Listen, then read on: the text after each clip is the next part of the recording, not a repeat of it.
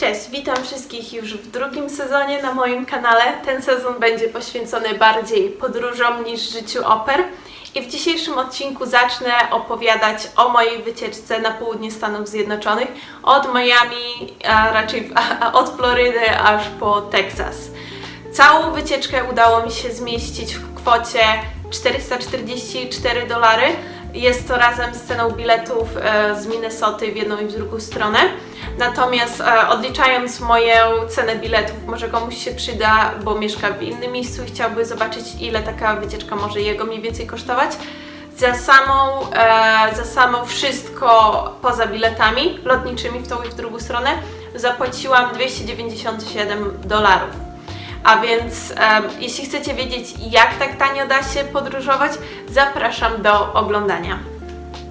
A więc w dzisiejszym odcinku opowiem ogólnikowo o całej podróży, jak to wyglądało, jak wszystko planowałam, jak obciąć koszty i skupię się na samym Miami. Nie będę opowiadać o wszystkich miastach ze względu takiego, że po prostu filmik byłby zbyt długi.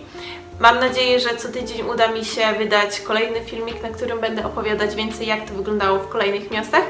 Natomiast cała wycieczka jak wyglądała? Czyli po pierwsze z Minnesoty wyjechałam na Florydę. Z Miami byłam 1,5 dnia, potem pojechałam, miałam szybki postój w Orlando. Z Orlando pojechałam do Atlanty. Z Atlanty pojechałam do Nowego Orleanu, z Nowego Orleanu do Houston, a z Houston do Dallas i potem już z powrotem do domu w Minnesocie. Więc tak wyglądała moja wycieczka. Grafik był bardzo napięty, szybki, dużo się działo, nie było czasu do spania za bardzo, ale ja bardzo lubię podróżować w taki sposób. I teraz tak, jak zrobiłam? Przede wszystkim ucięłam największe koszty. Najwięcej ucięłam na hotelu, bo tylko raz kupowałam nocleg i to jeszcze było z Airbnb w Dallas. Natomiast wszędzie indziej wykupywałam przejazd autokarem. Był to nocny przejazd, więc w czasie takiego nocnego przyjazdu spałam po prostu w autokarze, a potem nad ranem, jak gdzieś dojeżdżałam, to po prostu szłam na siłownię, a żeby się rozciągnąć, bo wiecie, tak się niewygodnie śpi w autokarze, jeszcze jak obok ciebie ktoś siedzi. No ale mogłam się porozciągać i przede wszystkim wziąć prysznic, więc jak już po takiej siłowni gdzieś z rana pobyłam sobie trochę tam czasu, odświeżyłam się i nabrałam energii, miałam siłę, żeby dalej coś zwiedzać. Czyli tutaj bardzo dużo kosztów ucięłam na tym. Tutaj mam przykładowe ceny biletów, ile mnie wyniosły z miasta do miasta. Tam brałam tylko raz przelot samolotem z Nowego Orleanu do Houston, bo po prostu było taniej, nie wiem czy taniej, ale po prostu czasowo i finansowo najbardziej się to opłacało. Natomiast w innych miastach, jak widzicie, bilety były bardzo tanie. Jak już byłam w danym mieście, to czytałam dużo na temat samej komunikacji, bo w większości miast jest coś takiego, jak są takie darmowe kolejki, kolejka autobusy, nie wiem jak to nazwać, którymi można się przejechać i co prawda nie wszędzie one dojeżdżają, no ale właśnie ja sprawdzałam, z jakich atrakcji dokąd mogę za darmo podjechać. Wszędzie tam, gdzie się nie dało, to albo brałam Ubera, albo o ile nie było to zbyt daleko, co dla mnie oznaczało godzina marszu piechotą. No też zależy, bo jak byłam za bardzo zmęczona, no to wtedy aż tak daleko nie szłam. No ale wtedy po prostu jak się dało dojść, to szłam na piechotę. I kolejną sprawą dużo ucięłam też na jedzeniu, ponieważ jadłam głównie w fast foodach. Też jak zwiedzam, to nie jestem aż taka głodna, że tak to ujmę, bo cały czas coś mam na głowie, czyli muszę myśleć, gdzie iść, co tam robić i mi tak naprawdę wystarczy jakiś jeden duży posiłek dziennie, a w międzyczasie jakieś tam przekąski, czy jakieś batoniki, czy cokolwiek tam mam pod ręką w plecaku. Tak, ja myślę, że jeśli ktoś przez parę dni je, tak powiem, dosyć śmieciowo, to całe zdrowie mu się nie posypie. Przynajmniej ja mówię o swoim przypadku, dla mnie to było w porządku, wolałam zaoszczędzić, ale więcej zobaczyć. I dzięki temu no po prostu udało mi się bardzo obciąć koszty całej podróży. Moment, w którym wyjechałam z Minnesoty, był zarazem dosyć szczęśliwy i nieszczęśliwy, bo była to jedna z najgorszych zim w Minnesocie. To był koniec stycznia, początek lutego 2019 roku i pogoda odczuwalna, znaczy temperatura odczuwalna to było minus 47 stopnia Celsjusza, więc się strasznie cieszyłam, że w końcu stamtąd uciekam. W Minnesocie jest prawie 30 stopni, to znaczy poniżej zera. Jest lodówka, a ja uciekam na Florydę. Natomiast nie przewidziałam, że będzie aż tak zimno na południu stanu, bo wiecie, zazwyczaj się kojarzy to wszystko z takim jakimś słoneczkiem, ciepełkiem. Spakowałam z takich cieplejszych rzeczy tylko taką bluzę termoaktywną, bo stwierdziłam, że to mało miejsca zajmuje, a jest dosyć ciepłe. Co prawda dalej były momenty, kiedy marzłam po prostu, no ale wiecie, jak nie miałam hotelu i wszystko to, co miałam przy sobie, musiałam wiecznie nosić na swoich plecach, to musiałam się spakować jak najciaśniej, najmniej rzeczy, a najbardziej efektywnie, więc no po prostu nie brałam jakichś kurtek zimowych i te sprawy. Po prostu tą bluzę w ciągu dnia, było dosyć ciepło w ciągu dnia, więc nie musiałam nosić, ale jakoś wieczorem, no to po prostu zakładałam, jak nie nosiłam, to wkładałam, wiecie, tak pod plecy, pod ramionczka plecaka, żeby sobie zwisała, bo tak jak mówię, miejsca za bardzo nie miałam już w plecaku, bo się bardzo ciasno pakowałam. No i tak, jak dojeżdżałam właśnie jak dojechałam do Miami, no to na początku wzięłam taką kolejkę, przyjechałam do downtown. Witam w Miami! W Ameryce downtown to jest po prostu taka część miasta, takie centrum z wieżowcami, wszystko co jest, że tak powiem, najbardziej nowoczesne, największe, to tam znajdziecie. Chciałam po prostu pooglądać takie perełki architektury, które się znajdują w Miami. Bardzo mnie to ciekawiło, dlatego cieszę się, że tam pojechałam, że tak jak widzicie, Miami to jest miasto pełne życia, szybkie, dlatego warto to zobaczyć. Stamtąd pojechałam albo nawet się przeszłam się chyba do Bayside Market i parku. To jest bardzo sławne właśnie ze sklepów, różnych restauracji. Nawet tam jest taka scena z muzyką live, gdzie można coś usiąść, sobie zjeść w międzyczasie, więc troszeczkę tam czasu spędziłam. Jak już tam skończyłam swoje podboje, wzięłam Ubera i pojechałam na plażę.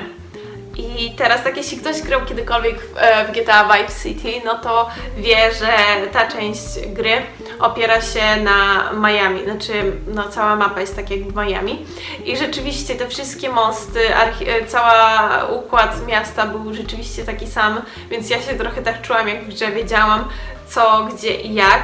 Bardzo dziwne uczucie, szczerze mówiąc, no ale dojechałam w końcu na plażę. Było dosyć ciepło, więc mogłam sobie się wygrzeć na plaży. Co prawda nie pływałam, bo wiecie, jak miałam takie solo girl trip, nie miałam z kim zostawić plecaka. Zresztą było za zimne, żeby się kąpać, więc nic nie straciłam. Poleżałam sobie na plaży, poleniuchowałam.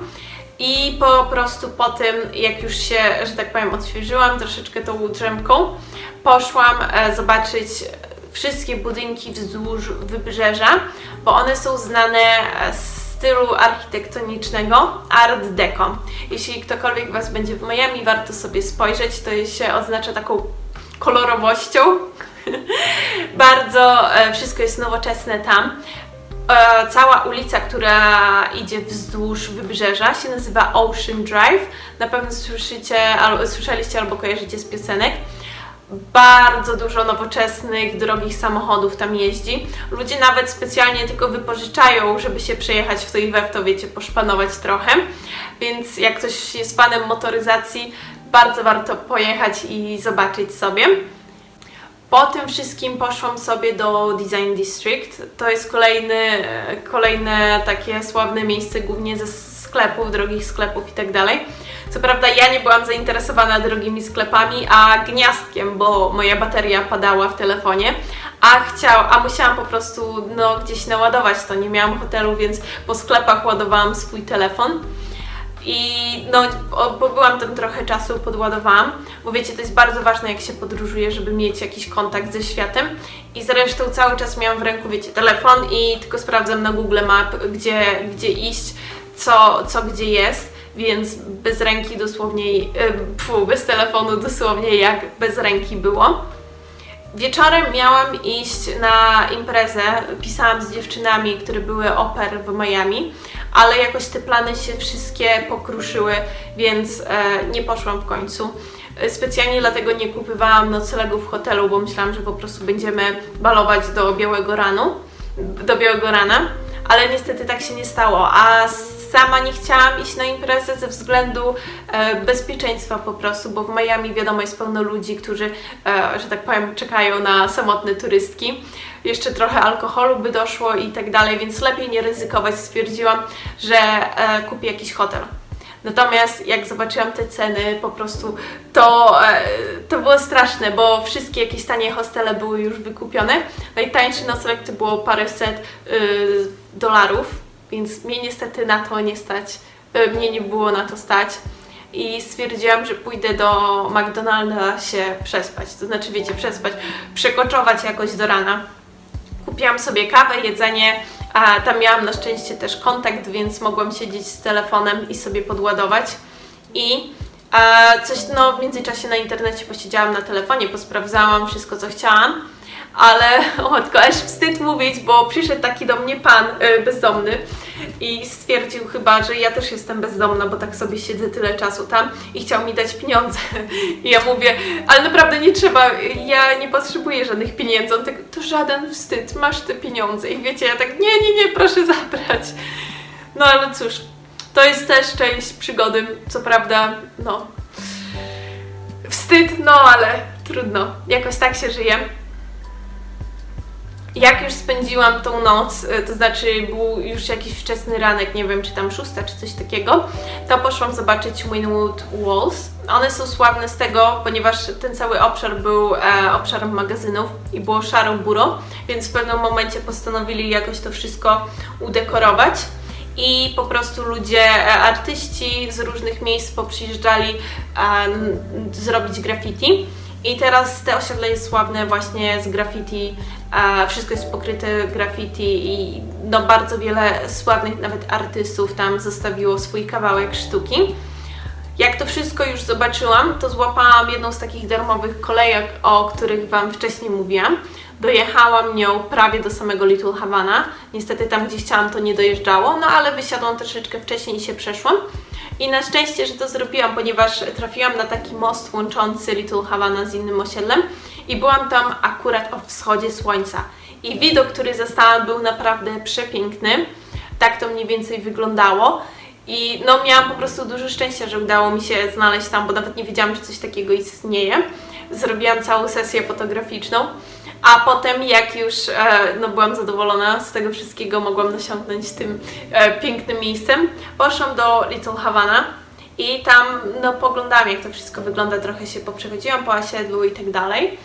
I bardzo mi się podobał taki duch kubański, taki wiecie, latynoski. Spędziłam tam, ja nie wiem, z 2 godziny czy coś takiego i potem musiałam już iść na mój bus.